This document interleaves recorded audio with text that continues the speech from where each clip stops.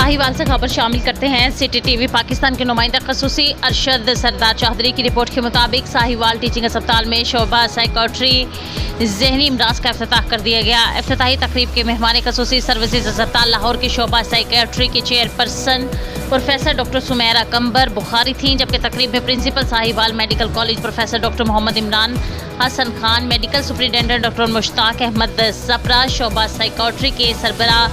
Doctor Mutazannir Mehdi, मारूफ psychiatrist doctor Mohammad Rashid Chaudhry, professor doctor Nisar Ahmad Saeedi, professor Syed Haroon Gilani ने शिरकत की। अपने खिताब में प्रोफेसर डॉक्टर सुमेरा कंबर बुखारी ने कहा कि मुआशरे में बढ़ते हुए तनाव और ख़राब मौशी हालात में ज़हनी इमराज खसूसन डिप्रेशन में तेज़ी से इजाफा हो रहा है, जिसके लिए ज़रूरी है कि फौरी मुस्तनिद डॉक्टर से रजू किया जाए ताकि मरीज़ को ज़हनी बीमारी के बुरे असरात से बचाया जा सके। उन्होंने कहा कि डिप्रेशन दुनिया भर में दूसरी सबसे ज़्यादा होने वाली बीमारी है, जिसको कम करने के लिए संजीदा कोशिशों की ज़रूरत है। MS डॉक्टर मुश्ताक अहमद सपरा और मारूफ साइकाट्रिस्ट डॉक्टर मोहम्मद रशीद